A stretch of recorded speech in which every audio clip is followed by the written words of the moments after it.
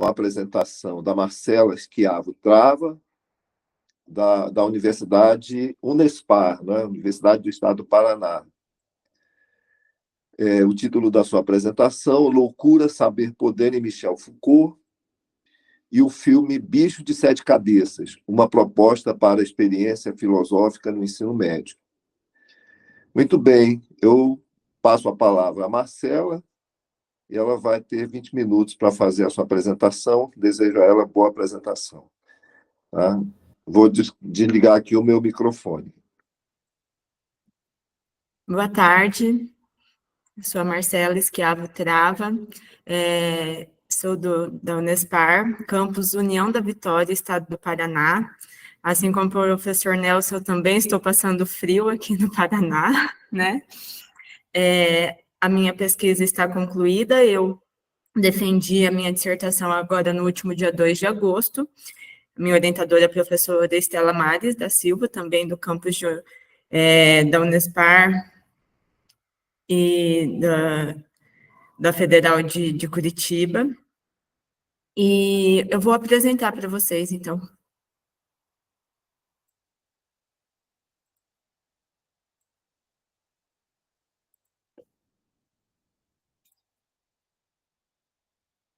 Estão conseguindo ver a minha apresentação? Sim. Ótimo. Então, como o professor Nelson falou, o título da minha pesquisa é Loucura, Saber, Poder em Michel Foucault e o Bicho de Sete Cabeças, uma proposta para a experiência filosófica no ensino médio. Este trabalho de pesquisa é resultado, né, das minhas inquietações que foram surgindo nas complexas situações em que eu vivenciei, porque eu era assistente social, fui assistente social por 16 anos, e há 7 anos eu me formei em filosofia e adentrei, então, na profissão de professora de filosofia. Né? Eu tentei procurar no serviço social essas inquietações, aquietar essas inquietações, mas foi só a partir da minha entrada no Prof. Filo com o filósofo Michel Foucault que eu consegui pensar, né, em ampliar o olhar e a recusa da vivência do mesmo, né, ocasionando, então, assim, uma alternativa, talvez, de resistir e de encontrar respostas no outro. Então, o problema da minha pesquisa, ela veio por conta dessas inquietações e dessas complexidades enquanto assistente social e enquanto professora de filosofia, e eu levantei o seguinte problema de pesquisa. Quais as contribuições da concepção de loucura, saber, poder em Michel Foucault para a análise da obra fílmica O Bicho de Sete Cabeças, em um experimento feito com estudantes e professores de colégios estaduais e ensino médio de jovens e adultos do município de Sabáudia, norte do estado do Paraná. O objetivo da pesquisa teve como foco analisar quais as contribuições da concepção de loucura, saber, poder em Michel Foucault para o estudo do bicho sete cabeças na disciplina de filosofia. Com tal objetivo de pesquisa, se buscou observar como as estudantes compreendiam a loucura em sala de aula, com base na visão de loucura para Foucault, e como o saber-poder era percebido a partir da discussão filosófica e da análise fílmica. Bem, o público-alvo da pesquisa foram 2 colégios estaduais do município de Sabáudia, norte do estado do Paraná. O Colégio Estadual Hermínia Rolim Lupion, modalidade ensino médio, turmas de 3º ano do ensino médio, turma B e turma C, e seus professores. E o Colégio Estadual Sabáudia, na modalidade ensino de jovens e adultos, a turma 3 da EJA. O primeiro capítulo, e eu intitulei eles como tomada, para ter essa alusão à filmografia, né? Então, a tomada 1 chama-se Não Dá Pé, Não Tem Pé Nem Cabeça, que também traz a música da filmografia, O Bicho de Sete Cabeças, né? A tomada 1, ela traz a explicação da motivação da pesquisa, a minha experiência enquanto assistente social, as minhas inquietações, os meus questionamentos, a minha recusa, né, e a minha transição de carreira de assistente social para professora de filosofia. o contato com as obras de Michel Foucault após a entrada no Profilo, a minha importância das mudanças de olhar e a conexão do pensar como não se pensava antes, a experiência possível enquanto professora de filosofia a partir da discussão da loucura em sala de aula, relacionada com o poder do controle dos corpos. Por que eu trago aqui a minha vivência, né, o meu memorial na tomada 1? Porque enquanto assistente social, eu tinha o olhar de realmente excluir, afastar aquele corpo, aquele aluno, aquela aluna que a demanda trazia até a minha unidade de saúde, que eu trabalhava num CAPS, num Centro de Atenção Psicossocial, eu era coordenadora de um CAPS. Então, eu tinha essa visão de que sim, né, o meu saber poder, eu tinha que isolar essa criança, esse adolescente, da sala de aula, porque ele incomodava, ele atrapalhava. E quando eu fui para a sala de aula, eu vi que não era assim. Eu vi que aquela criança, aquele adolescente, precisava estar ali em socialização, precisava estar ali recebendo, né, o conhecimento.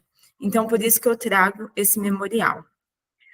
A tomada 2, então, não dá pé, não é direito, é saber, é poder, é loucura. Roteiro da experiência pedagógica. Aqui eu trago a minha metodologia, como eu trabalhei Michel Foucault em sala de aula, como que foi o método de análise do filme e como que a gente foi costurando a teoria Foucaultiana com a análise fílmica. Então, nesse primeiro momento, eu trago a discussão sobre a diminuição do papel da disciplina de filosofia na formação básica dos alunos e alunas, a inviabilidade das possibilidades de autonomia do docente em apresentar em sala de aula as problemáticas que vêm de encontro com a realidade, o desafio frente à nova BNCC e a contextualização da loucura de encontro com o currículo priorizado.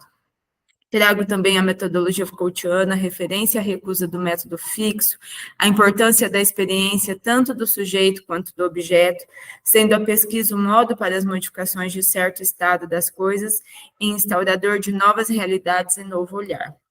E aí a metodologia propriamente dita em sala de aula, né?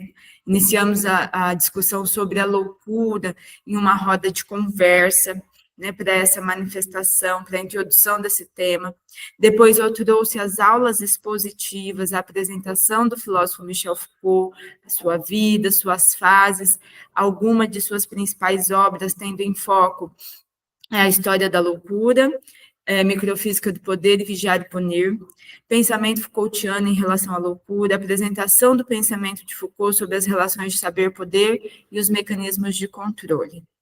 Depois, então, a gente vem para a exibição fílmica do Bicho de Sete Cabeças, junto com a aplicação de um questionário analítico, né, que vai fazer o levantamento dos dados sobre as percepções dos e das estudantes, relacionando as cenas do filme com a teoria Foucaultiana. E a aula prática com os estudantes, que é a concretização, através de um storyboard, né, que são desenhos sequenciais das cenas, as cenas que os estudantes foram percebendo e descrevendo no questionário analítico.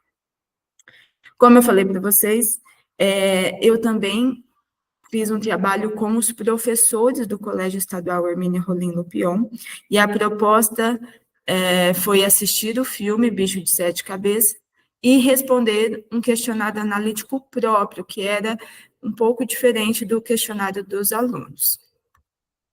Bem, a tomada 3 fez um bicho de sete cabeças, é a apresentação e análise dos dados. É aqui que eu trago, então, o resultado da minha pesquisa, o resultado da minha metodologia, né?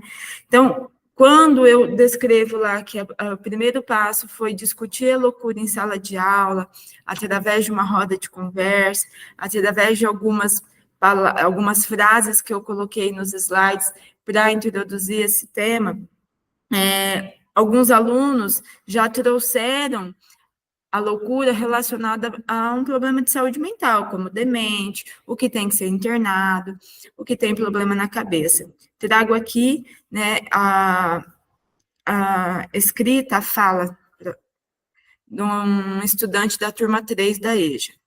Meu irmão, professor, é meio louco. Ele sempre teve problema na cabeça. e depois que se envolveu com droga, aí não parou mais de dar trabalho. Mas eu tenho muita dó dele, porque as pessoas não dão oportunidade. Até lá em casa o povo não aceita ele. Bem, depois dessa discussão sobre a loucura, né, eu trouxe uma dinâmica para as 3 turmas, né, e cada uma conduziu a dinâmica de uma forma diferente. A turma B, a dinâmica, ela se tratava de ir buscar entre os outros colegas, das outras salas, os funcionários, os professores, a definição de loucura em uma única palavra.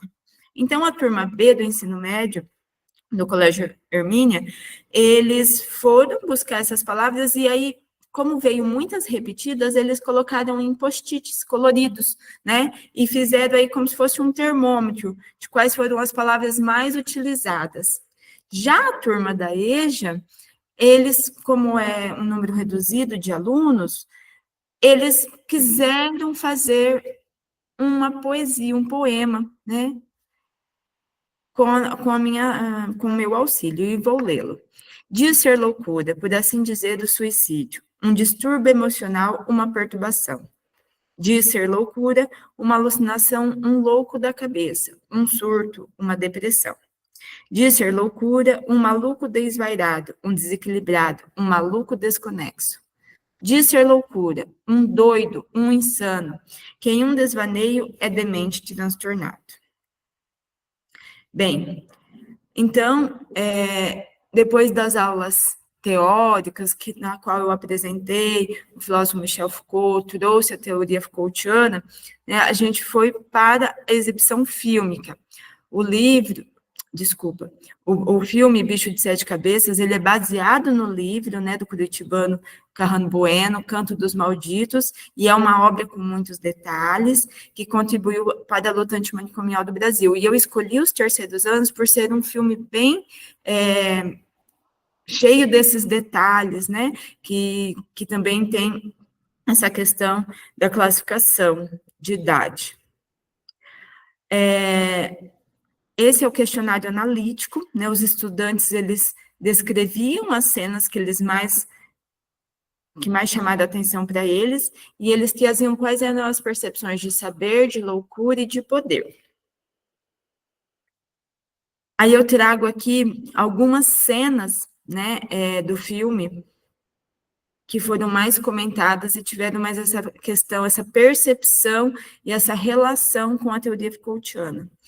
Eu trago a cena 3, que é quando o personagem Neto é segurado pelo pai, o pai tenta impedir ele de ir para uma viagem, né, e ela é comentada entre os estudantes com a maior relação ao poder, sendo as palavras autoritário e repressivo em destaque.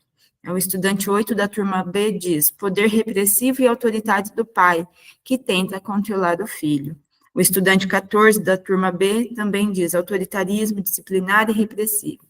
Na obra Vigiado e Punido, o filósofo Michel Foucault trata sobre a questão do poder punitivo e disciplinar, o que é evidenciado na percepção dos e das estudantes. A cena 7, que é uma das cenas bem comentadas também entre os estudantes, é a cena em que o pai leva o personagem Neto até a recepção de um hospital psiquiátrico, sem o consentimento, sem ele saber, né, que ele estava indo para lá, e lá ele foi contido fisicamente e depois contido quimicamente, né? Então, nos comentários dos estudantes, a relação saber médico, saber poder ficou bem evidenciado. Como estudante 10 da turma C relata: o poder se dá pelo controle do corpo de Neto, através do saber da medicina, em como se dá a força. Estudante 5 da turma B relata: o controle do corpo através dos remédios, um poder repressivo, mesmo a pessoa estando livre. Fica claro, então, né, que os conceitos Foucaultianos estão presentes nas escritas dos estudantes e das estudantes, que conseguiram compreender o paralelo que o filósofo alinhava entre a transformação do poder pela modificação do conhecimento. A cena 9 também é uma cena comentada entre os estudantes, que é a cena em que Neto acorda da sedação e percebe o local em que ele está internado, Então, o estudante 2 da turma C refere: essa cena me lembrou a aula que a professora mostrou aquele barco cheio de gente, que era considerado anormal e que era levado longe da cidade. Ser internado como louco deve ser assim, ser levado para longe, para ninguém precisar ver. O estudante 7 da turma B relata: a questão disciplinar aconteceu quando o enfermeiro ameaça ele que, se não tomar o remédio, a situação vai piorar. Na cena 15, também uma cena muito comentada entre os estudantes, as palavras saber e poder são descritas nos comentários dos estudantes e relacionadas com a teoria do Michel Foucault. Como o estudante 2 relata: poder disciplinar, médico, controle do corpo pela punição com choque, que aqui é a cena em que o personagem Neto sofre uma punição pelo choque. Então, essa experiência oportunizada entre os estudantes trouxe discussões pertinentes à temática, com exploração de conceitos, indagações e a recusa daquilo que se pensava antes. Como o estudante 10 da turma C relata: loucura é quando a pessoa não tem poder de suas ações e nem de seus pensamentos. Ainda na nossa sociedade tem discriminação. As pessoas tendem a ter medo de quem apresenta qualquer tipo de doença mental. Esse poder que temos de excluir essas pessoas porque achamos que sabemos e entendemos mais do que o mundo que eles. Bem, então aqui nessa fase da metodologia, a produção do storyboard, que são as cenas sequenciais. Então aqui eu trago as cenas que os estudantes da EJA fizeram, e aqui as cenas que alguns estudantes da turma B fizeram, que são sequências do filme, na qual eles podem também relacionar essas cenas com a teoria Foucaultiana. Mas o desenho que mais teve destaque foi o desenho da estudante 22, na qual ela diz: eu quis mostrar pelo desenho o quanto o personagem foi silenciado. Ele não tinha voz, ninguém ouvia ele. E esse desenho, ele foi escolhido pela direção do Colégio Hermínia Rolino Pion para ser projetado no muro da escola. Só que essa ação se concretizou apenas em dezembro de 2023, porque a minha pesquisa com os estudantes foi no último trimestre de 2022. Então, os alunos aqui, claro, com o consentimento da estudante 22, os alunos do período matutino da turma do primeiro ano que concretizaram, que fizeram o desenho no muro. Mas esse desenho, eu considero ele o produto final da minha pesquisa, porque ele está ali para todos verem, para todos relacionarem, que essa pesquisa foi uma pesquisa importante, que trouxe esse resultado tão bonito, que vai ficar por tanto tempo nos muros da escola. Também tem a experiência com os professores, como eu falei, o questionário analítico dos professores era um pouquinho diferente, então já tinha cenas que eles poderiam, as cenas já estavam ali escolhidas e eles poderiam apenas comentar, tinha algumas perguntas norteadoras, foram 10 professores que participaram, mas apenas 6 professoras, devolveram a pesquisa respondida.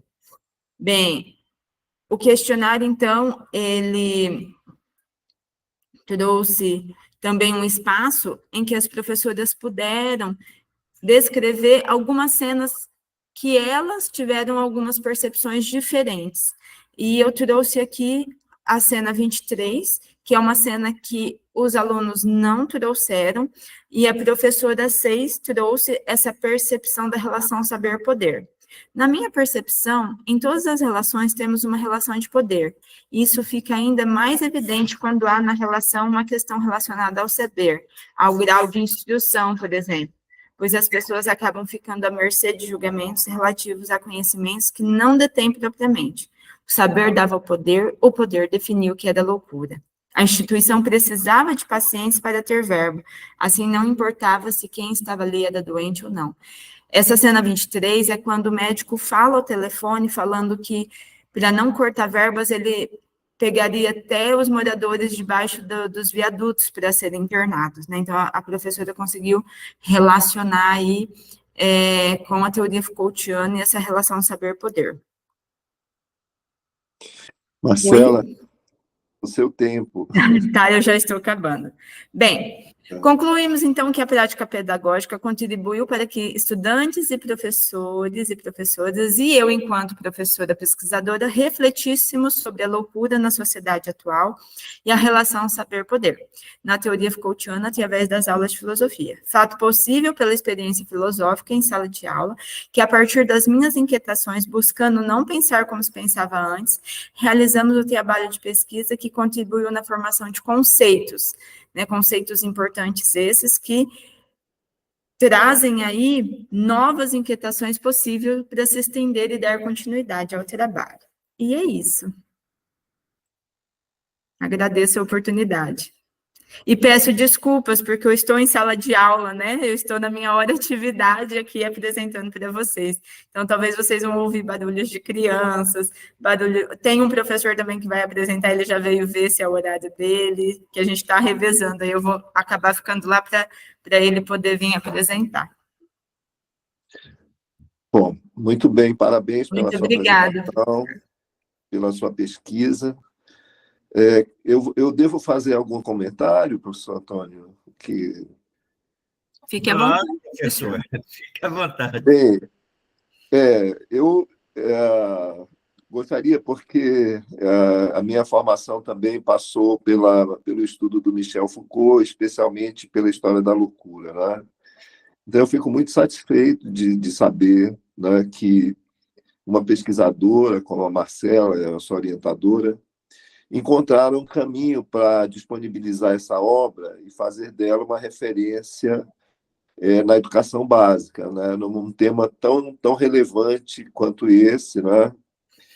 E o Brasil, o mundo de modo geral, mas o Brasil em particular, é um país muito assolado aí por questões de sofrimento mental, e nós estamos passando, né, por um processo de transição, né, de uma maneira de lidar, né, de uma política pública que é ainda muito recente, né, e que tem sofrido tantas intervenções assim que acabam resvalando para o autoritarismo, né, apesar da luta antimanicomial, ainda há muita resistência, né, e muito retrocesso. Então, eu penso que colocar um livro como esse, tão difícil, mas ao mesmo tempo tão impactante, no ambiente escolar, é muito importante, né? E da maneira como a Marcela colocou, né,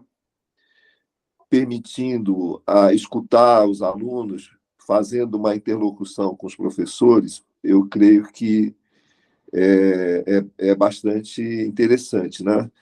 Agora, eu também acho que é importante essa observação, né, de uma profissional de assistência social fazer uma virada tão longa assim, né? E, Marcela, eu acho assim que talvez fosse importante discutir a interface entre essa crítica da história da loucura aos procedimentos médicos, né, em relação especialmente a pessoas que estão em situação de vulnerabilidade, com relação em estabelecer um paralelo com as políticas públicas que atualmente estão. Eu penso que há muitos avanços, né, e que a sua experiência como profissional da ciência social pode, né, ajudar muito na conscientização das pessoas sobre a maneira de lidar com essa situação, né? Eu vejo aí que na sua apresentação você acentuou a questão do repúdio ao autoritarismo, do repúdio à repressão, né? Mas, como você falou também da relação saber-poder, aí, e especialmente na questão do filme, né, é preciso, na minha opinião, que nós façamos esse diálogo, né, das políticas públicas, do direito que as pessoas têm ao acesso à saúde mental, que não é só mediante a intervenção autoritária, né? Existem intervenções que podem, na verdade, essa é a luta antimanicomial, né? Que as pessoas tenham acesso ao direito à saúde, a uma saúde que respeite a dignidade das pessoas. Bom, eu não vou me estender, mas eu gostei muito, parabéns. Obrigada, professor. Parabéns a você, a sua orientadora e a todos que participaram da sua pesquisa. Eu posso comentar isso que o senhor ouça, professor? Pois não. Olha, realmente eu acredito que sim, existem vários caminhos hoje de políticas públicas, né, que não sejam de autoritarismo e repressão, mas essa pesquisa foi tão importante aqui na escola, professor, porque o discurso dentro das salas dos professores hoje é outro, quando falado dos estudantes que têm algum tipo de transtorno mental, né? Eles sabem que há um caminho a ser encaminhado, que não há mais aquele discurso de rótulo, né? De taxativo mesmo. Então, assim, eu acredito que esse é um dos maiores resultados que eu alcancei dentro da minha pesquisa. Certo, muito bem. Professor Antônio, o senhor quer fazer algum comentário? É uma curiosidade. Nesse processo que você vivenciou com os alunos, tem uma experiência que te deu uma alegria diferenciada, no sentido de você falar, pô, ele passou por essa experiência que realizamos passou por ele. Tem um caso assim que você... Tem sim, professor. Na realidade, essa pesquisa está dentro da minha dissertação, eu não trouxe aqui, porque eu sei que o tempo é curto, né? Mas essa pesquisa, ela foi desencadeada a partir da vivência de um aluno que veio conversar comigo que ele não estava entendendo por que ele tinha que fiscalizar as janelas e as portas do banheiro, as torneiras, mais de 20 vezes, ele tinha que contar, né? 20 vezes para poder dormir. E ele não entendia o que estava acontecendo, era um adolescente de 16 anos. E aí, eu era ainda assistente social nessa época, trabalhava com saúde mental, e eu fui falar para ele, olha, vamos, né, conversar, você precisa de um acompanhamento, porque era nítido que ele tinha um problema aí relacionado a toque, né? E ele foi um dos alunos que participou da pesquisa, porque, assim, ele era aquele aluno quietinho, na dele, isolado, ninguém conversava, ninguém queria fazer trabalho, né? E eu tive essa experiência de ajudá-lo a encaminhar para as políticas públicas, né? De encaminhar ele para a saúde mental, política pública de saúde mental, de conscientizar pai e mãe da importância, e depois ele participou, né, assim, na pesquisa, e isso ajudou a sala de aula também a olhar para ele com outro olhar, né? Então, assim, essa pesquisa para mim, professor Antônio, foi de suma importância, me trouxe várias alegrias, né? Eu estou trazendo essa, mas esse desenho do mudo também, né? A escolha da frase para a gente colocar no mudo, e eu ver esse desenho todos os dias na hora que eu chego aqui na escola e saber que é fruto de um projeto, né? A alegria é grande. Obrigada, gente. Obrigado. E eu peço da licença, assim que encerrar minha apresentação, eu vou ter que sair para o outro professor poder vir apresentar em outra sala. Tá certo. Muito obrigado, Marcela. Parabéns. Eu que agradeço. Eu agradeço a oportunidade. Muito obrigado. Bem, então nós vamos passar agora a palavra ao Mencios Leone Araújo Eloy, né? Que vai fazer a apresentação. Mencios, boa tarde, Mencios. Muito obrigado pela sua participação. O título da apresentação do Mencios é O Legislador Russoniano como Personagem Conceitual, uma proposta a partir de Deleuze e Guattari. Ok. Então tá. Bom, primeiramente é um privilégio, né, poder estar aqui na presença dos senhores, das nossas amigas também. Meu nome é Mencios Leone e eu recentemente desenvolvi uma pesquisa no âmbito do Profilo. Ela não era direcionada ao legislador russoniano, à obra de Rousseau, mas foi com ele, com o Rousseau, que houve o término da pesquisa. A pesquisa ela foi mais direcionada à obra do Deleuze e do Guattari, aquela obra que se chama O que é Filosofia, a partir desses pensadores. A Marcela, há pouco agora, falando sobre o Foucault, falou de alguns conceitos Foucaultianos, portanto. Nessa obra, o trabalho é, nessa obra do Deleuze e Guattari, e aqui eu peço licença para me referir apenas ao Deleuze, mas é por uma questão de não ficar repetindo os nomes, mas nessa obra, O que é Filosofia, o que eles apresentam é como esses conceitos são construídos. Como o filósofo constrói o conceito filosófico dizendo que esse é o trabalho próprio do filósofo. Os grandes filósofos, para eles, são aqueles que deram conta de construir conceitos filosóficos com consistência. De tal modo que os conceitos filosóficos, ao serem construídos com consistência, eles permanecem, perduram, são perenes durante eras e eras. E o trabalho que não seria um trabalho propriamente filosófico, quando nós, aí eu me incluo nesse caso, quando nós tentamos rever os conceitos, verificar se os conceitos outrora criados, eles respondem aos problemas, no caso do nosso tempo, porque muitas vezes aqueles conceitos criados em outras épocas respondiam a problemas daquelas épocas, mas de repente hoje em dia o nosso trabalho muitas vezes é a ver se esses conceitos precisam ser mutados, mutabilizados, alterados, atualizados, no afã, na vontade de resolver, de dar respostas aos problemas que são agora mais atuais.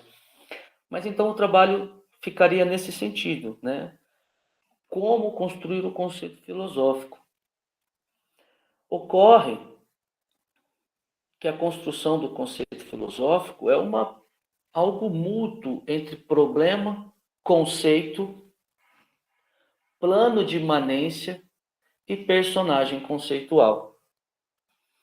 Então, não se mexe em um desses elementos sem se alterar o outro. Quando a gente altera o conceito, tenta colocar mais um componente no conceito, pode ser que o conceito filosófico venha a perder a sua consistência. Mas muitas vezes, quando se altera o conceito, também se altera, pode ter uma alteração no plano de imanência, pode surgir outro personagem conceitual e pode, às vezes, não responder àquele problema filosófico. Então, um em plena remissão com o outro. Cada um desses componentes em remissão uns com os outros. Então, o que nós temos, segundo esses autores? Nós temos três componentes, três instâncias para a instauração filosófica: conceito, plano de imanência e personagem conceitual. Todas as três, uma em relação com a outra e todas as três em relação ao problema filosófico também. Alterou o problema filosófico, muitas vezes o conceito que se apresentou não vai responder se o problema filosófico for outro. Então foi esse o trabalho da minha pesquisa. O que eu fiz? Na primeira parte da dissertação, eu escrevi o que é o conceito filosófico segundo esses autores. Em resumo, o conceito filosófico é um movimento do pensamento, não dialético, porque é um movimento que ocorre a uma velocidade infinita nos componentes que o conceito possui. Um movimento do pensamento finito, porque ele é limitado nos componentes, mas de velocidade infinita pelos componentes, o que os autores chamam de sobrevoo. Sobrevoo nos componentes do conceito. Eles dão um exemplo por exemplo, o primeiro que eles mencionam é Descartes, que quando cria o cogito cartesiano, cria com três componentes: pensar, duvidar e ser. os três componentes do conceito cartesiano sobrevoados pelo pensamento a uma velocidade infinita do pensamento. E eles mencionam outros conceitos, mencionam conceitos kantianos, platônicos, enfim, vários outros autores, pensadores. Mas, quando o conceito é criado em seus movimentos do pensamento, ele faz reverberar, faz aparecer, faz refluir uma intuição. Essa intuição é o próprio plano de imanência. Mas ele nunca aparece antes do conceito, porque eu disse que eles estavam em estrita correlação uns com os outros, né?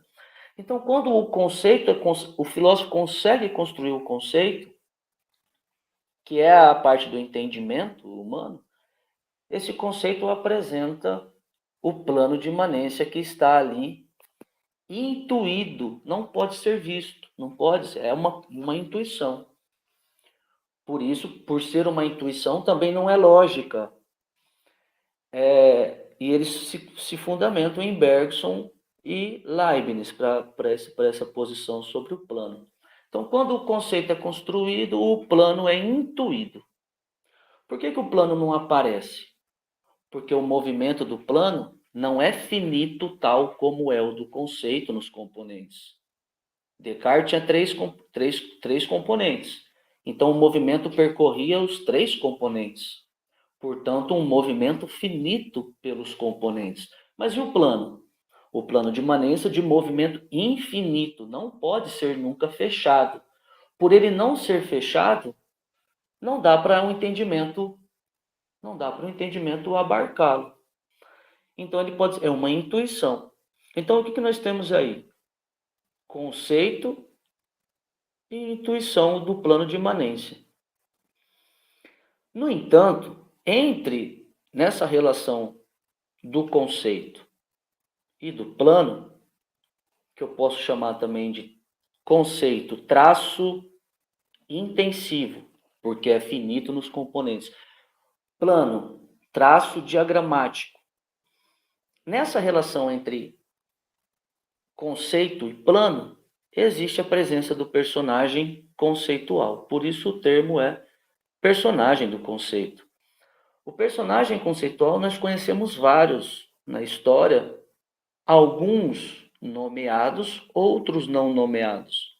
Por exemplo, Sócrates, o principal personagem que apresenta os conceitos platônicos. O idiota, esse idiota, as pessoas às vezes, eu falei uma vez idiota, mas o Descartes possui um personagem idiota, mas é o Eudoxo. Ele tem um texto que é... fugiu o nome, mas o texto é A Verdade pela Luz Natural, né? Que é um diálogo entre três pessoas que o Descartes faz. Um desses três personagens é o Eudoxo, que é aquele que quer conhecer pela própria razão, não quer os conceitos da tradição escolástica, os conceitos prontos. É um outro personagem que não era tão conhecido, mas que está nesse texto do Descartes. Então, nós temos os personagens tal como Sócrates, tal como Eudoxo, também chamado, entre aspas, de idiota, porque ele quer se diferenciar, quer apresentar algo subjetivo, algo da própria razão, que é o cogito ao fim e ao cabo. O Eudoxo, um outro personagem. Nietzsche, com vários personagens, como Dionísio, Zaratustra, Sacerdócio, e outros. Na história da filosofia, nós temos vários personagens. Então, o que foi o meu trabalho de pesquisa? Foi mostrar como cada um dessas instâncias ocorrem, a instância do conceito com seus movimentos, a instância do plano de imanência com seus movimentos diferentes, diagramáticos, o personagem conceitual que sempre está presente na relação com os dois, plano e conceito, e os três, personagem, conceito e plano, relacionados ao problema filosófico. Então, qual que era o título originário da pesquisa? E foi essa que eu concluí. O título é, essa pesquisa foi publicada. Olhar para o personagem conceitual, o título era, os personagens conceituais como estratégia para o ensino de filosofia. Então, qual foi a proposta? Foi mostrar que o personagem, quando a gente dá ênfase aos personagens que estão na história da filosofia, nós podemos encontrar nos personagens a construção conceitual e os planos de imanência dos filósofos. Por quê? Porque é o personagem aquele que está em estrita relação com os conceitos e com o plano.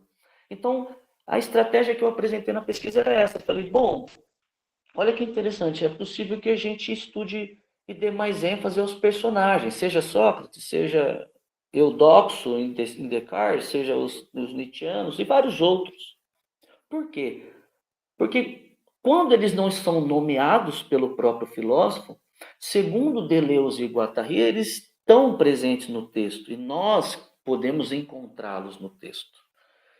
Então, o que eu fiz no momento final, na última parte do trabalho? Eu me arrisquei, junto com a orientadora, a encontrar um personagem que é o legislador, que não é tão falado, mas que está presente no texto.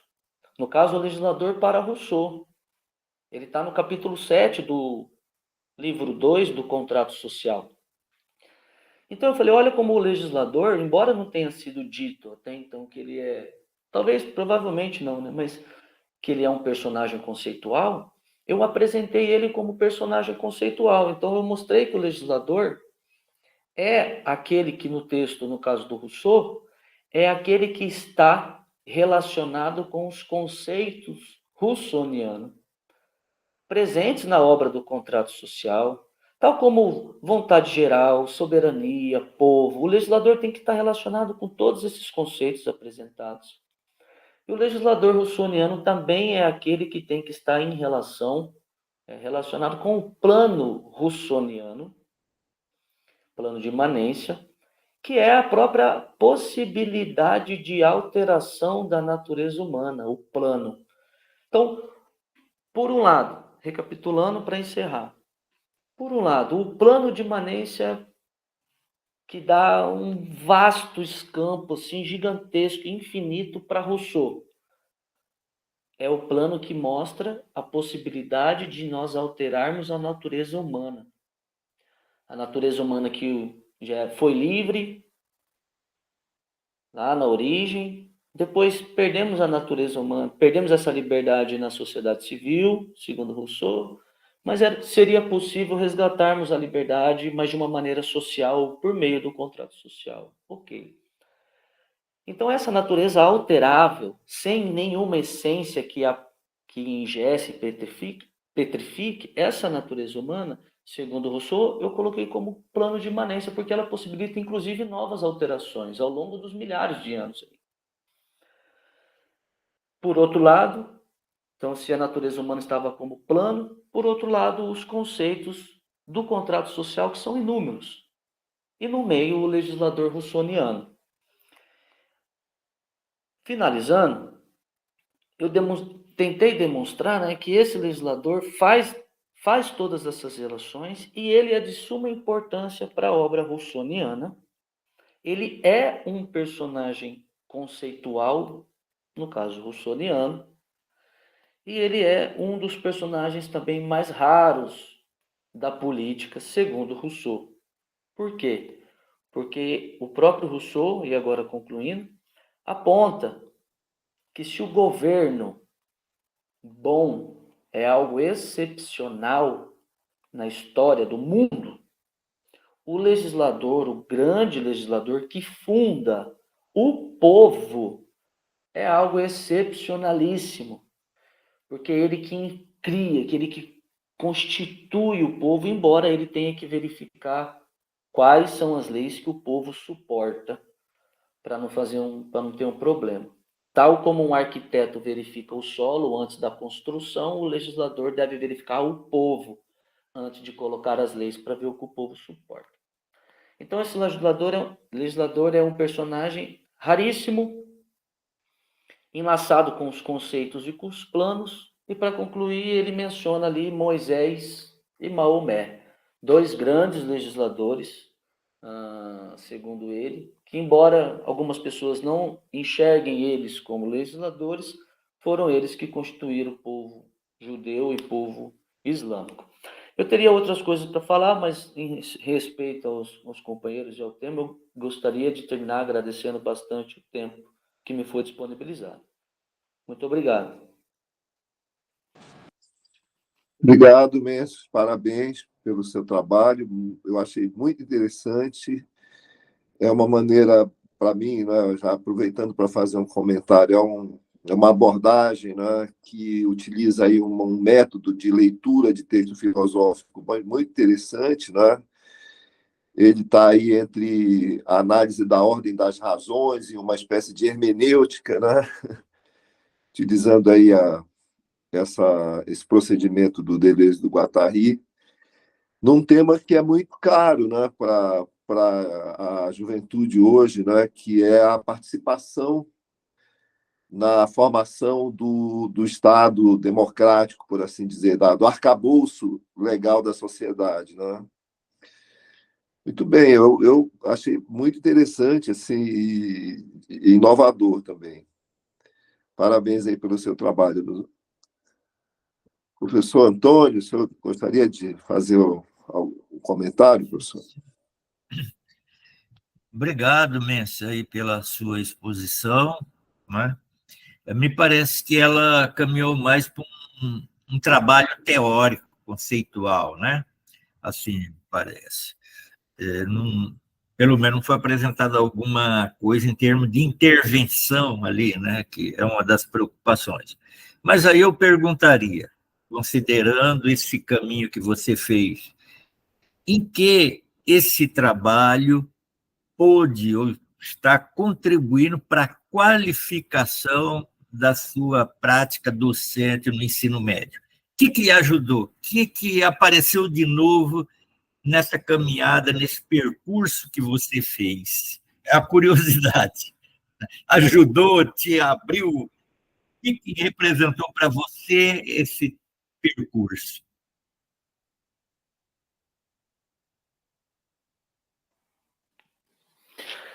Muito obrigado, professor. Gostaria também de agradecer o que o professor Nelson, né, mencionou, eu anotei sobre essa questão da ordem da razão e da hermenêutica, e eu não tinha esse olhar, eu vou procurar também ter mais atenção a isso. Em relação ao senhor, professor Antônio, como surgiu, né, o trabalho? Eu era aluno, na época, aluno especial, aquele aluno, né, que faz para assistir uma disciplina. E nós temos aqui na UFMS a professora Marta Nunes da Costa. Até o Prof. Filo ano passado foi aqui, né? Em Campo Grande. E a professora, eu fui como aluno especial, assisti uma disciplina dela e ela trouxe esse texto do Deleuze, do Guattari, e eu fiz a leitura e me chamou muita atenção o personagem conceitual, demais da conta. Porque eu não tinha percebido o quanto ele é importante e o quanto ele nos auxilia a perceber os conceitos filosóficos e o plano também. Então, me chamou bastante atenção. Então, o que contribuiria, né? Para depois falar de uma intervenção. A contribuição, no meu caso, para mim, foi: nossa, eu vou passar a prestar mais atenção nesses personagens, porque o filósofo, quando apresenta o conceito filosófico, olha lá, segundo Deleuze e Guattari, não é o filósofo que fala o conceito. Quem fala é o personagem.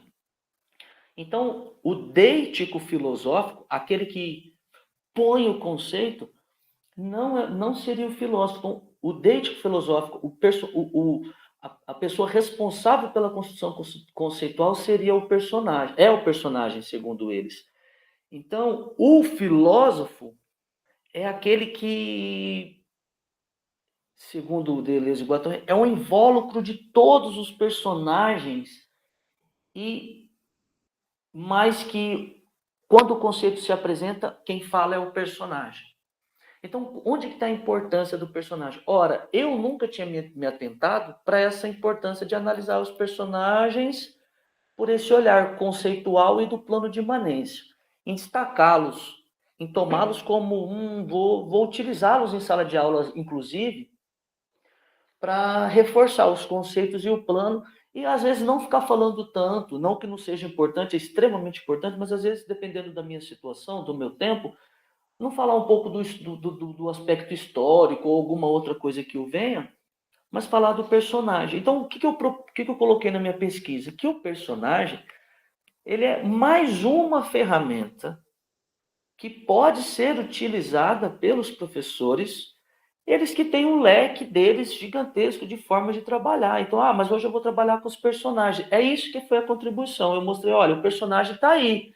A gente pode utilizar dentro de outras possibilidades, mas ele é um camarada estratégico. Não exclui nenhumas outras, mas apresentei ele como uma possibilidade, o personagem. E aí, por que eu não fiz um experimento? Até isso foi uma questão da própria banca de defesa. Por que eu não fiz um experimento? Não fui para a sala, não sei o quê. Porque se a gente seguir os 4 momentos da dissertação, o primeiro fala como que o conceito é construído, o segundo fala como que o plano de imanência é traçado, o terceiro fala como que o personagem conceitual está relacionado com tudo isso. E o quarto? O quarto eu apresento falando, olha, vou fazer uma leitura de um camarada que até então não foi explorado, o legislador. Coloquei o legislador como personagem conceitual. Então, a partir disso, já tem um beabá dos 4 momentos para que o professor, por exemplo, ele gosta de Spinoza, ou ele gosta de outro filósofo, para que ele escolha e verifique naquele filósofo que ele gosta, a presença do personagem e faça o uso se ele achar por bem. Foi mais ou menos por esse caminho que eu segui, professor. Certo. Então, nós vamos passar para o Armênio, que eu já dou a ele boa tarde, né? Obrigado pela participação. Boa tarde. O Armênio vai apresentar um texto, né? Um trabalho intitulado Alfabeto Grego como Instrumento de Ensinagem da Filosofia, uma proposta para o ensino fundamental, né? Armênio, se eu não me engano, é da Federal de Roraima, né? Não, na Paraíba. Paraíba? Ah, tá bom. Paraíba. UFCG, na verdade, Campina Grande, né? Universidade Federal de Campina Grande. Tá bom. Roraima é a Gislane, né? Tá bom. Então, está com a palavra, Armênio. Obrigado. Então, vocês me escutam bem? Sim, Escutam bem? Então, tá bom. Então, desde já, boa tarde, né, para todos, professor Nelson Matos, Antônio Vidal e os demais colegas. Agradecer o Carlos André e João Liberato, que são colegas de turma, estão dando uma força aqui na sessão. Bem, né, o meu projeto, assim, eu comecei esse ano agora, né, eu estou no 2º semestre do Prof. Filo, né, e ainda está naquele campo das ideias, né, da tempestade de ideias ainda, a parte prática, de fato, ainda não começou a ser elaborada, apesar de já estar, pelo menos aqui no pensamento, algumas coisas encaminhadas, né. Deixa eu apresentar aqui um pequeno slide que eu fiz, na intenção de deixar mais claro, assim, a minha ideia, né. Então, basicamente, vou apresentar com os senhores e as senhoras, né, a ideia que eu estou construindo a minha pesquisa, né? Eu sou professor de filosofia, sou professor já há 25 anos, né? Acho que eu só fiz isso na vida, desde que eu me entendo de gente, acho que foi só isso que eu fiz na vida, né? Dei aula, assim. Mas eu sou formado em História, né? Minha formação em História, comecei a dar aula, acho que em 99, e sempre transitei ali entre a História e a Filosofia.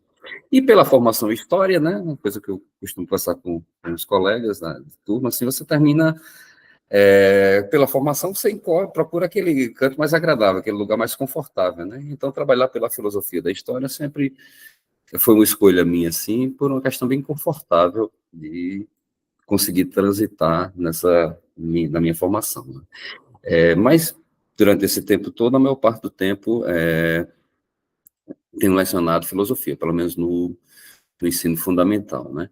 E a ideia desse trabalho se deu exatamente a partir da experiência de aula, né? Do afã ali da da sala de aula, naquelas experimentos que a gente faz, na tentativa de chamar a atenção do aluno, surgiu essa ideia de explorar o alfabeto grego, né? Então, como o título aqui do meu trabalho sugere, né? A ideia é o alfabeto grego como instrumento para a ensinagem de filosofia. Eu fiz uma opção aqui pelo termo de ensinagem, por ele, né, por esse conceito, ele estabelecer a questão prática mesmo de um processo de construção do conhecimento, né, de construção do pensamento, né, do processo mesmo de ensino-aprendizagem entre o professor e o aluno, né? O professor aqui não aparece apenas como o ensinador, né, ou aquele que já tem o conhecimento pronto, mas a partir de um processo de construção, né? Então, a ideia é exatamente isso, construir a partir usando como instrumento o alfabeto grego, uma compreensão, um estudo da filosofia clássica. Mas o problema mesmo, né, o que me motivou a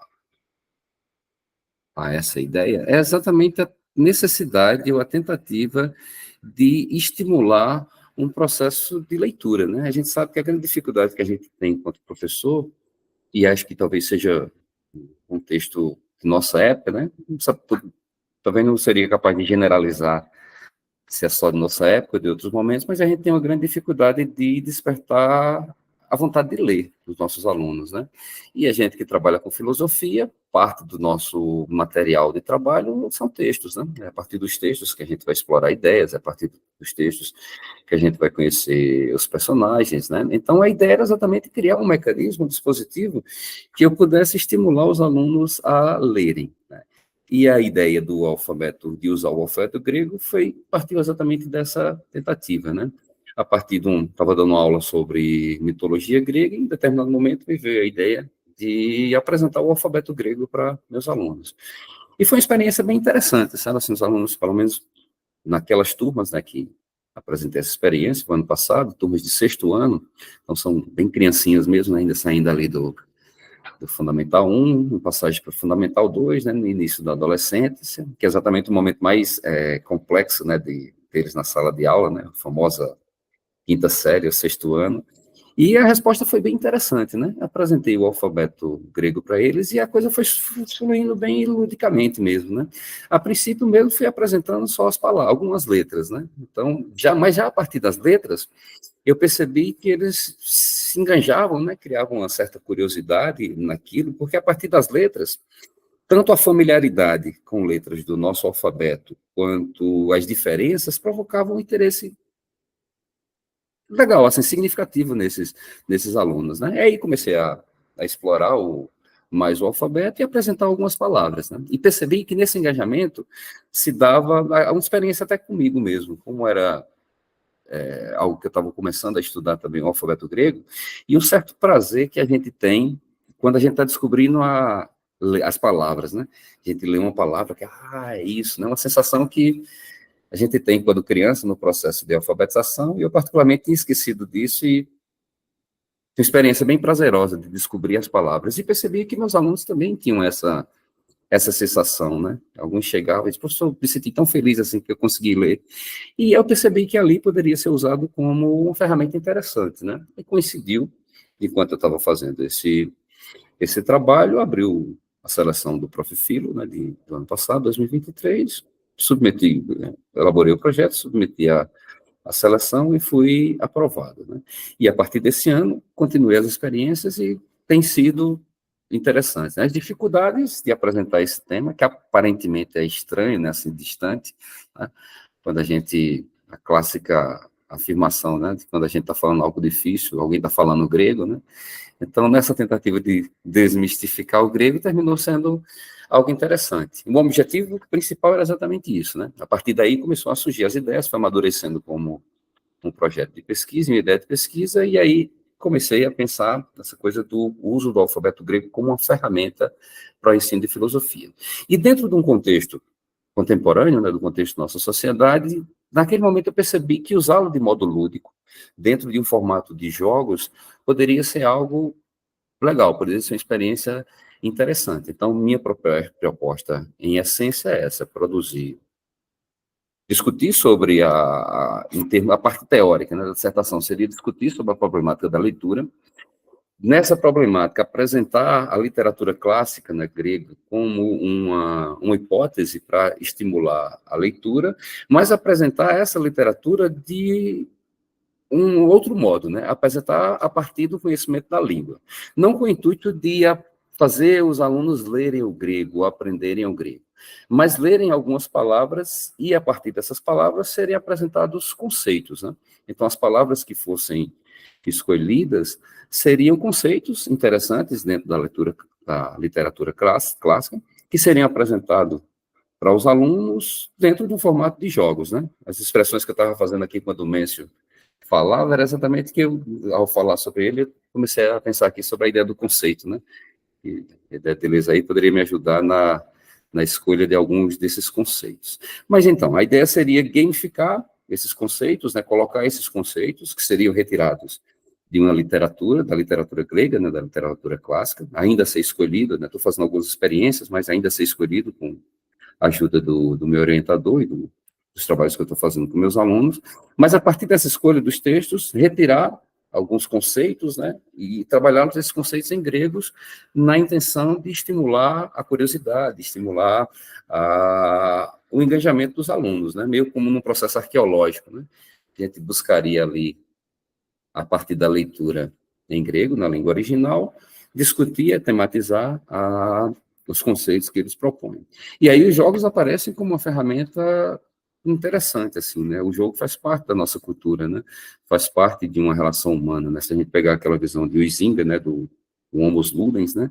O jogo faz parte da própria natureza humana, né? Da perspectiva humana, não só humana, né? Da natureza animal. A gente pegar as crianças, coisa que o próprio Huizinga fala, né? Todo bebê em animal, ele tem essa coisa da brincadeira, né? Mas o jogo, ele ganha um processo de sociabilização, né, sociabilidade. Então, no jogo, a gente consegue ter processos de engajamento, de envolvimento do aluno, e termina sendo uma ferramenta no contexto atual, onde a escola se torna muito mais esse lugar de depósito humano, né, esse lugar de vigilância de corpos, mais do que um lugar de ensino-aprendizagem, né? Então, a gente percebe que a atenção dos alunos está muito mais presa às telas ou ao ambiente extraescolar do que à escola em si. Então, a ideia era pegar essa foco de interesse dos alunos, que são os jogos, e usá-lo como experiência didática, né? E aí criar jogos dentro de padrões que já existem, né? Nada tão original assim, mas dentro de modelos que já existem, e usar o alfabeto grego a partir, né, usar o alfabeto grego como esse mecanismo de estímulo à leitura dos clássicos. As palavras poderiam, uma ideia, por exemplo, me veio a elaboração dos jogos, seria um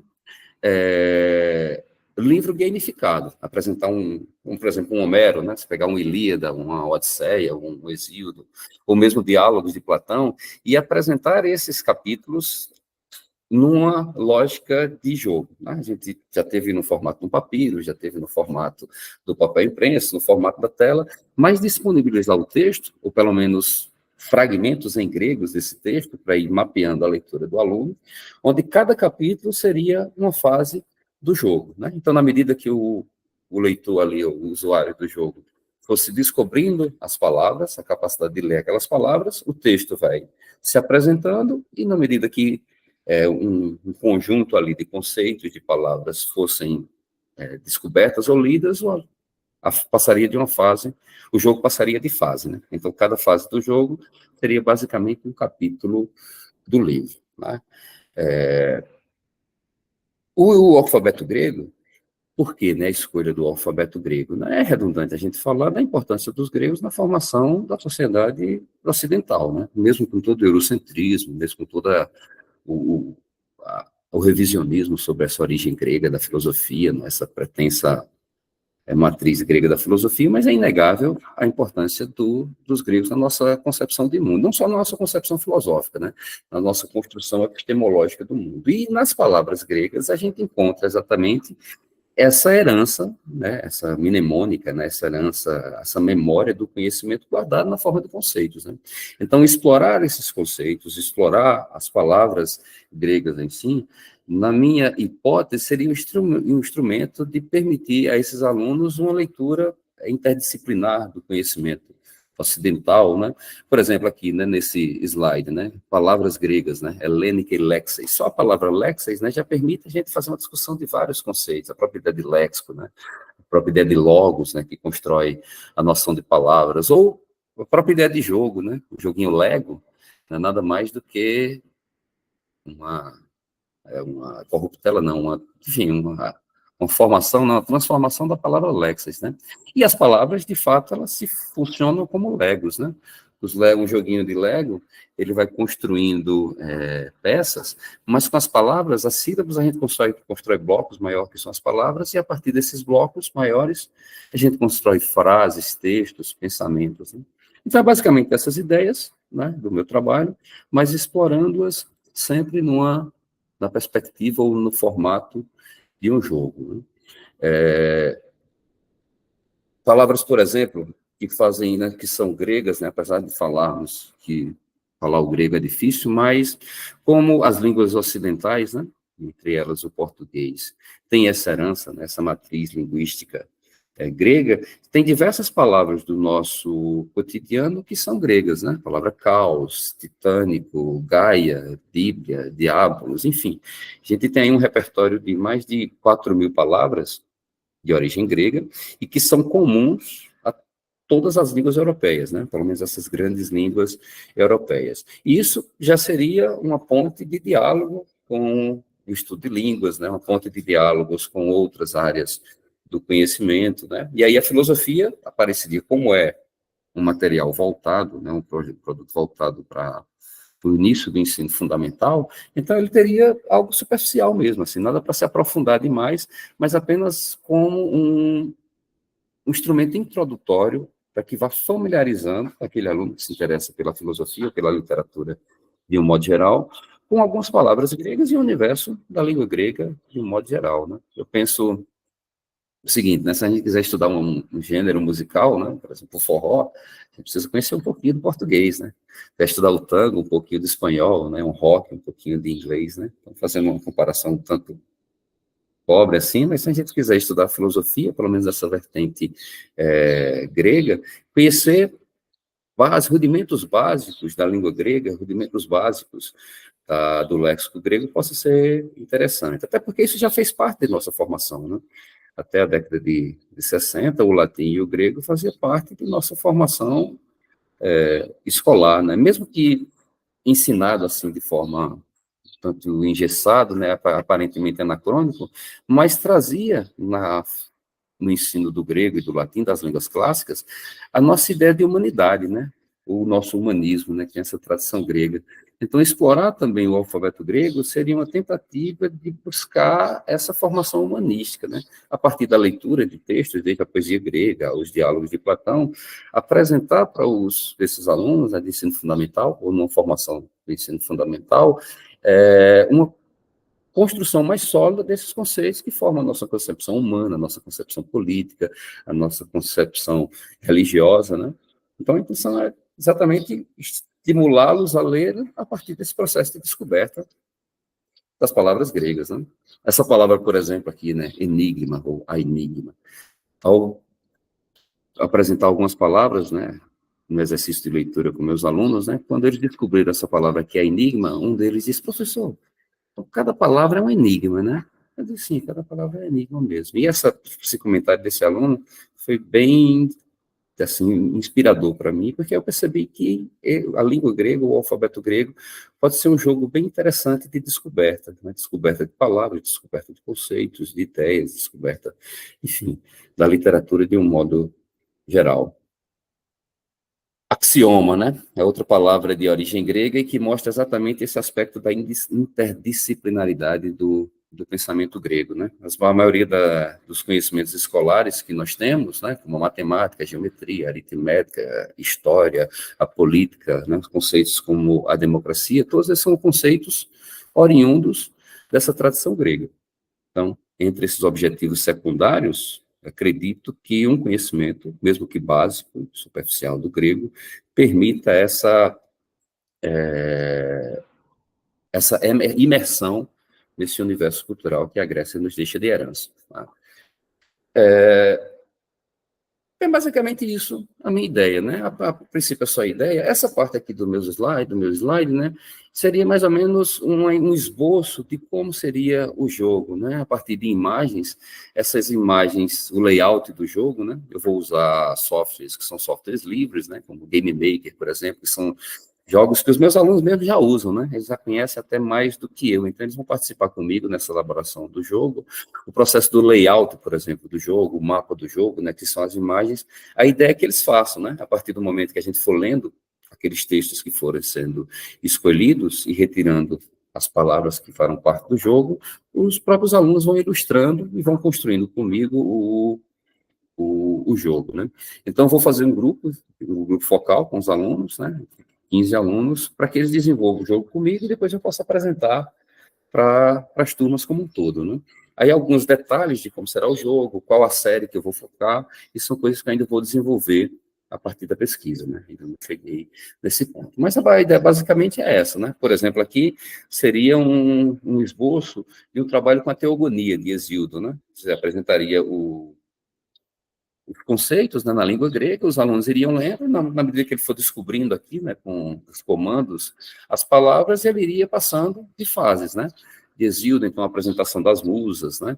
A partir disso, você teria palavras como musas, que poderia linkar o aluno para textos, né, como texto do Wikipédia, ou mesmo vídeos, né?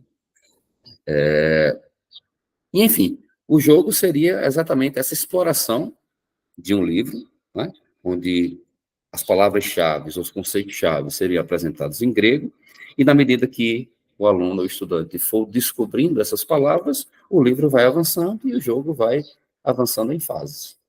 Aqui é mais só um esboço mesmo, algumas imagens, para dar mais ou menos uma ideia aqui, o esboço de como seria a ideia do meu jogo. A perspectiva é criar um método. Se eu não conseguir aprofundar isso agora no mestrado, posteriormente, né? Mas a ideia é de criar um método de filosofia clássica gamificado, onde eu apresento os filósofos, a história da filosofia clássica e os textos mais importantes dessa tradição no formato de jogos. Né? Creio que seja basicamente isso a minha ideia. Está sem som, professor.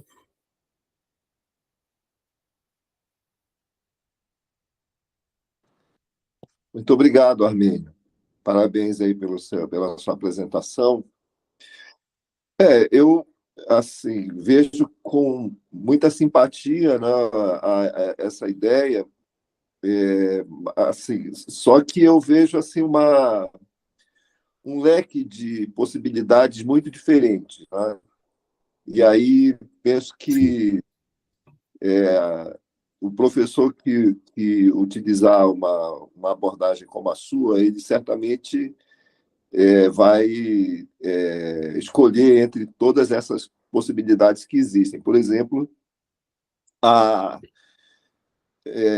cada palavra ela pode ser problematizada a partir de diversas entradas, não é? Por Sim. exemplo, a questão da lógica, a história da linguagem, né? A bagagem que a palavra contém, né? De história, Sim. né? Uhum. Você vai pelo Heidegger, né? A hermenêutica, né? O significado, o sentido que a palavra faz para cada um, dependendo da sua própria história pessoal de cada um, ou a obviedade do senso comum, né? Então, penso que como se trata aí de uma gamificação, né? Que eu penso que vai ser explorado muito mais a brincadeira com o estudante, né? Talvez fique de lado aí a questão da crítica, né? Quer dizer, qual é a bagagem crítica de cada palavra, né? Quer dizer, entre o óbvio e uma análise mais visando, né, o discernimento, a problematização mesmo. Penso que aí assim, cada professor deverá ter a sua maneira de lidar, mas eu penso que é uma ideia muito interessante essa, né? de disponibilizar para os estudantes, não é, esse instrumento, que é o alfabeto grego, e que vai gerar muitas questões mesmo, né, muito interesse pelos estudantes do ensino fundamental. Bom, parabéns aí pelo seu trabalho. Como ele já ainda está em andamento, certamente haverá outros desdobramentos. Eu vou passar a palavra para o professor Antônio, né? Sei que tem outras questões além dessas que eu coloquei. Obrigado, Armênio, pela exposição. Eu acho que é interessante e desafiante. Desafiante isso daí, né? Eu acho que essa dimensão do lúdico, do jogo, é interessante. Também as possibilidades são várias. De repente, se você elenca alguns problemas que você quer discutir com os alunos, que são problemas vinculados à vida deles hoje, você pode buscar esses termos gregos e, através dele, mergulhar um pouco. Quer dizer, não é só o estudar alguma coisa do idioma, mas, através da palavra, fazer eles mergulhar na própria existência, articular. Né? Então, por aí daria, tem que pensar direitinho, né? Mas, assim, se você fosse definir o objetivo de forma precisa, como você faria? E outra coisa, em que estaria a natureza filosófica nessa sua iniciativa, no que você pensou até agora? É a imersão na cultura grega, né, na filosofia, nessa tradição grega. Né? O objetivo principal é exatamente isso, possibilitar uma imersão. Como a gente tem uma tradição literária que vem daí, né, e muita coisa, inclusive, é um arremedo da cultura grega, né, a gente vai ver que nos contos de fadas a gente vai encontrar na poesia grega, né, a gente tem todo um modelo de educação que vem dessa tradição grega, então creio que uma imersão na cultura grega, por si só, ele já traz toda essa bagagem humanística, filosófica, política da civilização grega. As próprias palavras, né, aí é onde entra também esse aspecto filosófico, né? Veja que cada palavra entre os gregos, ela não é escolhida à toa, né? Tem todo um processo de racionalização, tem todo um processo de construção das ideias. Então, a proposta é criar uma ferramenta, um instrumento, e essa ferramenta, óbvio, ela vai ser usada.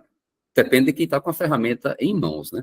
Mas essa ferramenta, ela possibilitaria exatamente, a partir dessas escolhas de palavras, como o senhor bem fala, o objetivo final não é conhecer a língua em si, mas usar a língua como instrumento para trabalhar esses conceitos que são, por si só, filosóficos, né? Então, você traz um Eutífro, por exemplo, de Platão, né? A própria estrutura do diálogo, ela já pode ser gamificada, né? Na medida que o aluno vai construindo conceitos como justiça, piedade, que ele for lendo isso, você já pode ir criando gavetas, criando links, né, criando ambientes do jogo onde haveria a possibilidade do professor trabalhar com a sua turma, com a sua equipe, essas partes mais conceituais, mais profundas, né, e atualizar, digamos assim, né, como o Mêncio falou aí na apresentação dele, né, em relação ao conceito, né, o conceito ele precisa de uma certa atualização, né, uma certa contextualização, né? Então, a ideia do jogo é trazer aqueles conceitos que têm origem grega, mas a partir do que o professor explorasse ludicamente, ele poderia, na sala de aula, usar esse conceito, essas ideias, da forma como ele bem entendesse, né?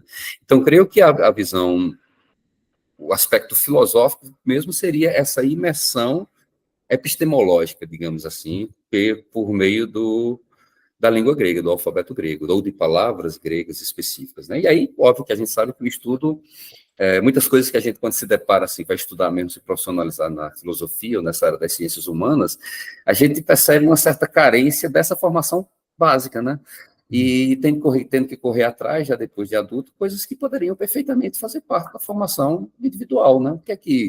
Porque tem que ser uma formação utilitária? Para que serve o grego? Para ler o grego, para pensar o grego, para estudar o grego. Isso aí, por si só, já é o objetivo, né? A própria leitura, o próprio contato com essa tradição já remete aquele que estuda a um nível de pensamento, a um nível de compreensão, um nível de leitura-mundo diferente. Então, creio que o objetivo do trabalho final, do trabalho, é essa imersão na literatura de um modo geral, mas iniciando pela literatura grega, e aí o próprio acesso a esses conceitos já tem por si só uma natureza filosófica, né?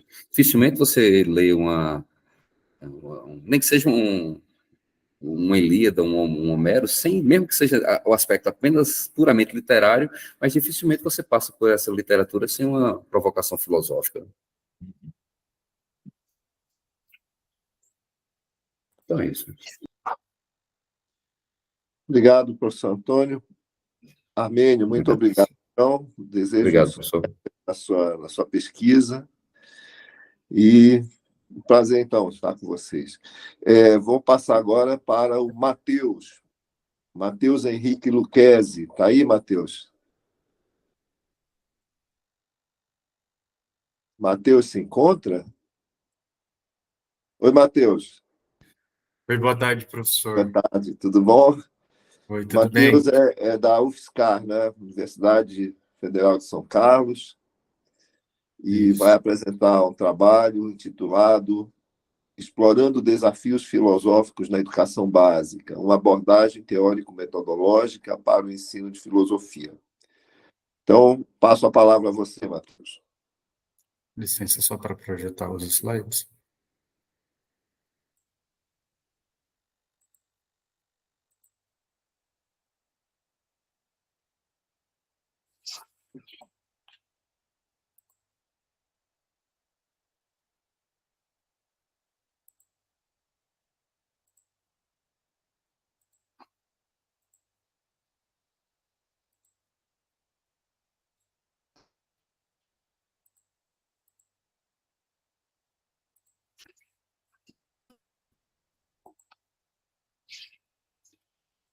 Bom, eu me chamo Matheus, tenho 32 anos, sou aluno do mestrado profissional da UFSCar, de São Carlos. Para contextualizar o tema a ser apresentado, eu peço licença para fazer uma breve apresentação da minha trajetória acadêmica e profissional. E desde já eu agradeço a minha orientadora, né, a professora Adriana Mamari, também os meus colegas de turma que de alguma forma contribuíram para o progresso e evolução da minha pesquisa, né? Assim como a Armênia, meu projeto também está na fase inicial de levantamento de dados, de referências bibliográficas, de autores, e eu percebo, assim, que a minha trajetória acadêmica e profissional, ela também tem sido moldada por essa busca de conhecimento e pelo próprio compromisso com a educação, né? Desde os primeiros passos na licenciatura em filosofia, eu percebi e venho percebendo que a minha missão seria compreender, né, investigar a formação da pessoa humana, como também as possibilidades de amadurecimento através do conhecimento filosófico, né? Tendo, então, uma base sólida, né, e uma formação necessária para lecionar, em 2021, eu decidi ingressar na rede pública estadual, né, dado que eu ocupo o cargo de professor há 3 anos no estado. No primeiro ano como professor, eu ministrei disciplinas de filosofia para alunos do ensino médio. Com o passar do tempo, com o passar dos anos, devido à disponibilidade das vagas e às necessidades da diretoria de ensino, também assumi outras disciplinas da Base Nacional Comum Curricular, da BNCC, e algumas disciplinas diversificadas, né? Inquieto com essas demandas emergentes na área da educação, né, no campo educacional, e buscando também aprofundar a minha compreensão sobre o ensino de filosofia, como também o contexto político em que a sociedade moderna e contemporânea nos apresenta, eu decidi cursar uma especialização, né, uma pós-graduação em Ciências Humanas e Sociais Aplicadas e o Mundo de Trabalho, pela Universidade Federal do Piauí. Foi um estudo que, de certa forma, me proporcionou uma visão mais clara, né, e abrangente de como ocorre essa dinâmica das instituições, essas dinâmicas sociais que, de certa forma, impactam, né, diretamente o ambiente educacional e também o desenvolvimento dos indivíduos. E, no entanto, essa oportunidade de cursar o mestrado profissional em filosofia representa também um marco significativo nesse percurso, né, nessa jornada, porque ele valida os meus conhecimentos, né, que eu já obtive na licenciatura, e, ao mesmo tempo, ele me prepara, através de um aprofundamento científico, né, abrindo também portas, abrindo novas perspectivas para minha contribuição no campo educacional. E ao longo dessa jornada eu tenho observado, e aí eu já vou de encontro ao tema do meu projeto, eu tenho observado de perto, né, que o papel que a educação básica desempenha no desenvolvimento intelectual e social dos alunos está bastante difuso, né? Embora enfrentando alguns desafios na educação básica, em particular no contexto de ensino de filosofia, eu tenho percebido que muitos professores têm enfrentado os desafios que vão além, né, de uma mera transmissão de conhecimento, né?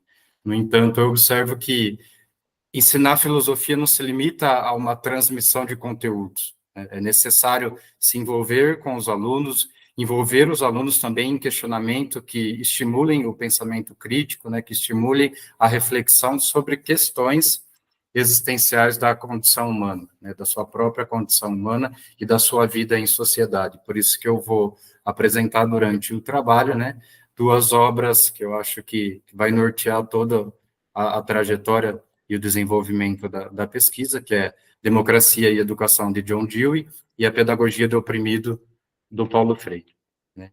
E na intenção de vencer esses desafios e desenvolver abordagens que sejam mais eficazes para o ensino de filosofia na educação básica, eu acredito que o meu projeto de pesquisa ele se concentra no tema explorando desafios filosóficos na educação básica, uma abordagem teórica metodológica para o ensino de filosofia, né?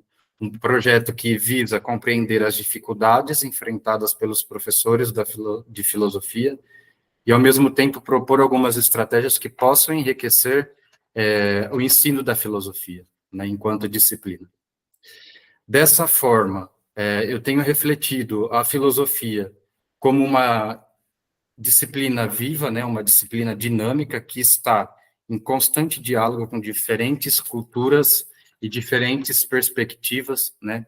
E como professor, eu compreendo que enfrentar os desafios requer também uma ampliação das habilidades, como também das competências que já são adquiridas nesse processo formativo, como também um aprofundamento nas bases dos conhecimentos filosóficos e metodológicos, né? No entanto, a minha concepção de filosofia, ela está ligada à ideia de potencializar reflexões através de questionamentos, através de investigações, através da experiência, né? Aquilo que nos é proposto por John Dewey.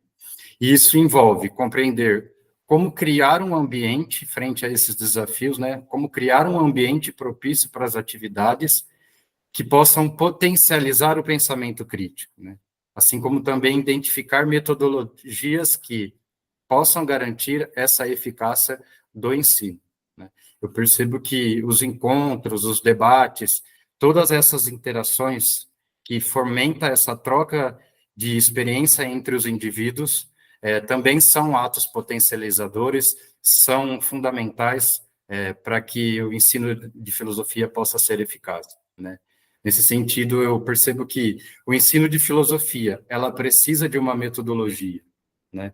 O próprio ensino de filosofia, ele passa, né, por um processo de perguntação, e, no entanto, nós só podemos compreender a prática filosófica quando a gente se coloca nesse campo epistêmico, né, da filosofia, nesse campo filosófico. Nesse sentido,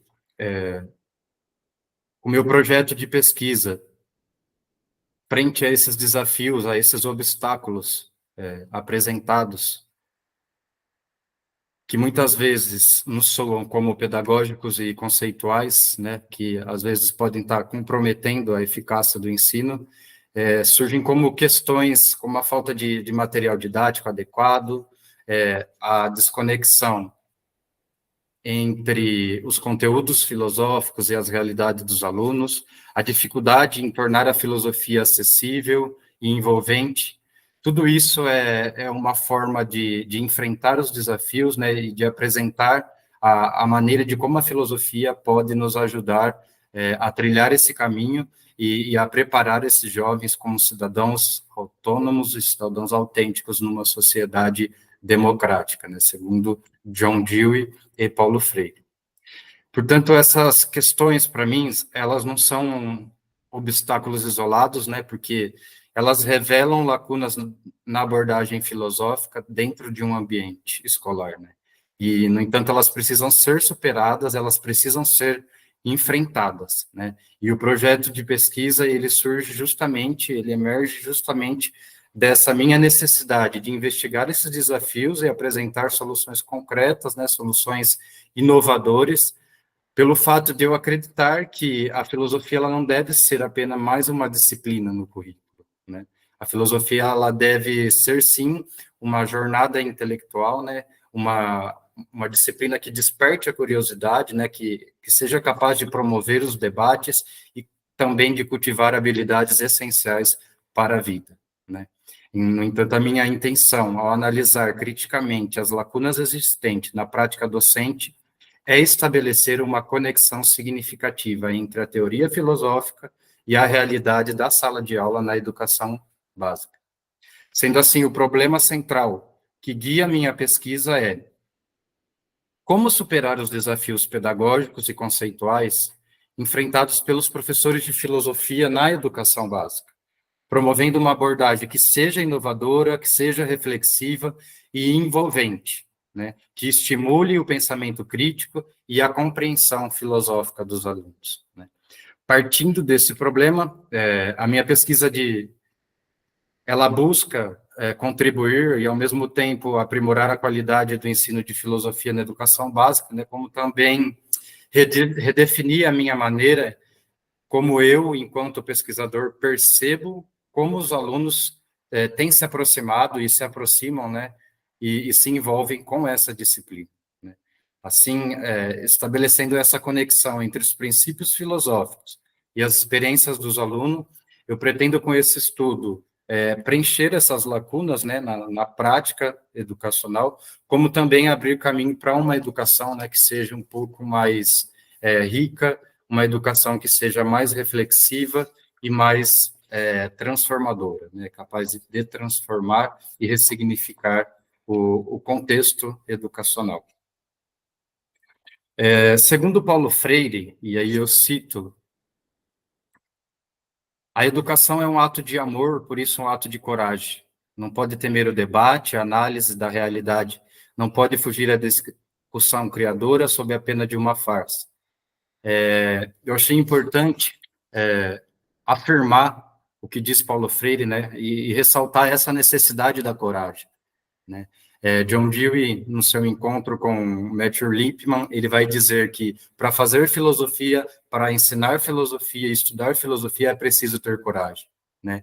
E a coragem é o que impulsiona não somente o aluno, mas também o professor, né? O professor que aparece na visão de John Dewey como um facilitador, né? Não como aquele que transmite o conhecimento, mas aquele que vai abrindo caminhos e vai abrindo possibilidades de reflexão para o aluno, né? No entanto, o Freire ele vai sustentar uma educação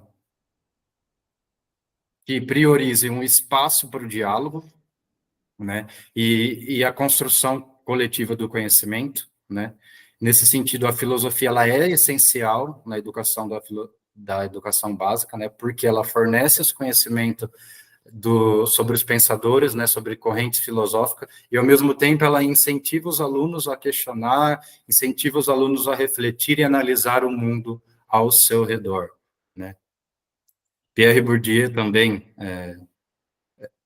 apresenta, né, essa perspectiva de se preparar um ambiente adequado, né, e ressignificar essas experiências dos alunos, trazer para o ambiente escolar e, a partir daí, criar novos conhecimentos, né.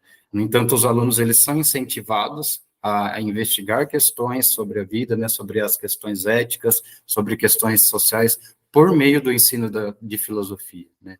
E isso também ajuda os alunos a desenvolver não somente o pensamento crítico, né, mas também aspectos que são essenciais para a sua formação enquanto cidadão autônomo, quanto cidadão participativo numa sociedade, né. No entanto, integrar as ideias de Paulo Freire com o ensino de filosofia na educação básica, eu pretendo mostrar que a educação, o ensino de filosofia, ela não cabe apenas transmitir conhecimento filosófico, né, mas também promover um ambiente que seja enriquecedor, né, um ambiente que seja desafiador, um ambiente onde o aluno possa se aprofundar e refletir questões acerca da sua realidade, né. Dessa forma, a educação em filosofia, ela estimula o pensamento crítico, né, e leva o aluno a nutrir esse amor pelo aprendizado, né, e cultivando, assim, a coragem de questionar, a coragem de discutir, mas, acima de tudo, de buscar a verdade.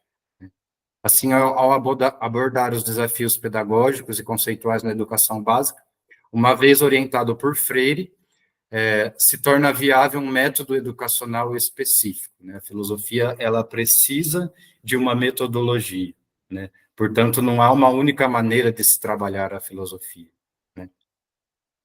John Dewey, considerado também um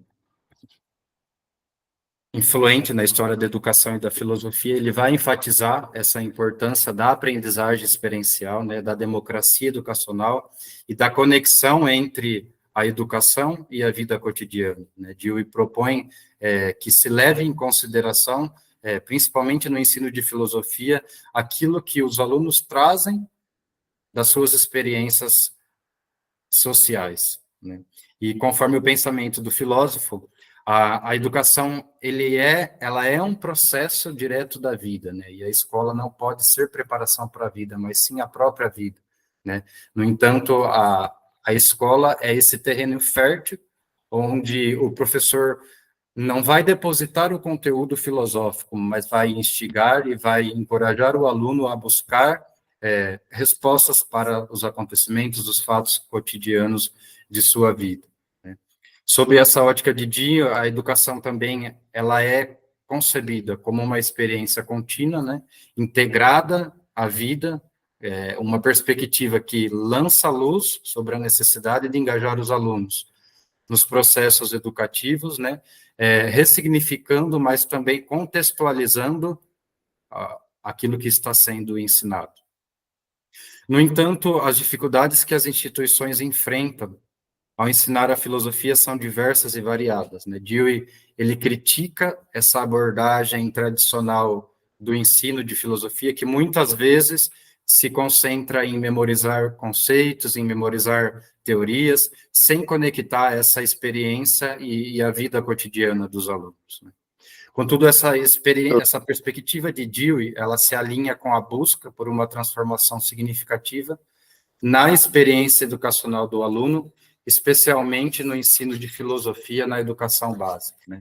E quando a gente relaciona, e ao relacionar, então, essas ideias de Freire e de Dewey com o ensino de filosofia na educação básica, é possível a gente perceber que ambos os autores, eles defendem uma abordagem que valoriza a participação ativa dos alunos, o diálogo crítico e a conexão entre a teoria e a prática, né? Para Dewey, isso significa que o ensino de filosofia, ele deve integrar os conteúdos filosóficos, mas, ao mesmo tempo, ele deve levar em consideração o contexto vivencial dos alunos, né? Enquanto, para Freire, a filosofia ela deve ser utilizada como uma ferramenta de conscientização, né? Como uma ferramenta de transformação social. Tá certo. Matheus, o seu tempo já está encerrando. Você pode passar as conclusões, por gentileza? Sim. Portanto, assim, o objetivo geral dessa pesquisa, ela consiste em realizar uma análise crítica, né, e aprofundada dos desafios enfrentados pelos professores de filosofia na educação básica, né? E para alcançar esse objetivo, eu pretendo analisar as críticas, os desafios das práticas docentes, né? Desenvolver uma perspectiva filosófica fundamentada a partir dessas referências teóricas, né, de Democracia, Educação, Pedagogia do Oprimido, de Paulo Freire e John Dewey. E Certo? Você pode concluir, Matheus, por gentileza?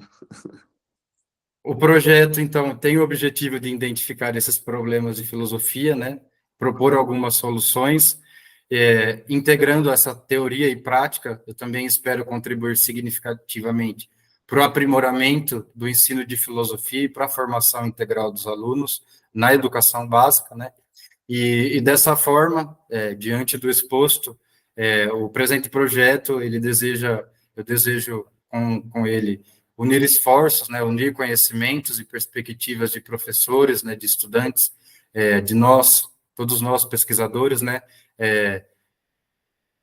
de promover uma verdadeira transformação no cenário educacional. Obrigado, Matheus. Parabéns aí pelo seu trabalho, né? Eu creio que está muito no início, né? O seu projeto ainda não está muito desenvolvido. Se for possível, assim, eu notei assim que talvez falta você falar que desafios são esses, né? Um pouco da sua experiência como professor mesmo, né? E eu entendi que você quer analisar esses desafios sob a perspectiva do Paulo Freire, né? E do John Dewey. Mas quais são esses desafios e qual é a questão que te impulsiona mesmo para fazer essa pesquisa, né, do ponto de vista da tua experiência de sala de aula? Pois não, Matheus, pode falar. Diante da realidade, né, que nos é imposta, do que nós estamos vivendo na educação básica, né, de como nós temos que ministrar as disciplinas, quais disciplinas nós devemos ministrar, o desafio hoje, enquanto professor de filosofia, é justamente relacionar os materiais didáticos, os conteúdos filosóficos que nos são impostos através dos materiais digitais, através dos livros didáticos, né? E ao mesmo tempo, relacionar com essa realidade escolar e essas experiências que nós temos com os alunos dentro da sala de aula, né? E a pesquisa, o projeto, ela vai nesse encontro, né, de tentar buscar soluções, né, de tentar buscar caminhos que possam, de certa forma, contribuir com essa formação dos alunos, né, não somente intelectual, mas essa formação integral. Obrigado. Professor Antônio, o senhor gostaria de contar, por favor? Ok, umas breves considerações. Obrigado, Matheus, aí pela sua exposição. Como o professor Nelson mesmo falou, você está em um processo inicial, né? E acho interessante essa sua preocupação de vislumbrar possibilidade nova e atualizada nesse ensino, né? Então, eu acho que é importante. E por algumas coisas eu acho que vão sendo definidas. Inclusive, você fala aqui, explorando desafios filosóficos na educação. Quer dizer, o objetivo não é explorar os desafios, é trabalhar a partir dos desafios, realizar possibilidade. Então, não é o desafio, não é o objeto, porque eles já estão dados, você mesmo explicitou isso daí. E você faz, assim, inclusive, escolha, né? Paulo Freire e o Dewey, né? Você vai ler e ver, a partir do que eles dizem, do que você experimenta, o que você pode propor de novo, de forma atualizada, que faça com que a gente possa se inserir, mas, ao mesmo tempo, trabalhar a realidade que está aí para um horizonte. Aí entra a dimensão de utopia, né, que eu acho que é importante. E aí, na utopia, eu lembro muito de Rubem Alves, né, que foi professor, amigo, e muito amigo de Paulo Freire, os dois eram muito próximos, né? Então, é esse título que eu acho que no processo, também, à medida que a gente vai mergulhando, a gente vai redefinindo, né? Então, os desafios estão dados já, não precisamos explorar. O que nós temos que buscar são as respostas para isso que você já detectou, né? Mas, parabéns, eu sei que está no início, para frente, as coisas vão clareando, né, Matheus? Obrigado. Sim.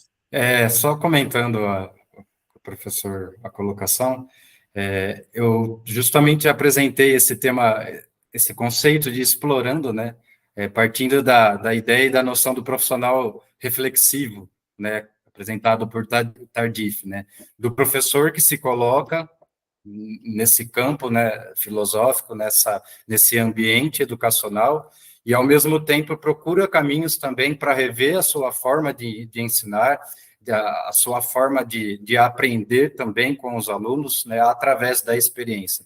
Eu acredito que é isso que Dewey está propondo também para nós. Obrigado, Muito querido. bem. Obrigado, Matheus. Obrigado, professor Antônio Vidal. Agradeço ao Matheus, desejo sucesso a você.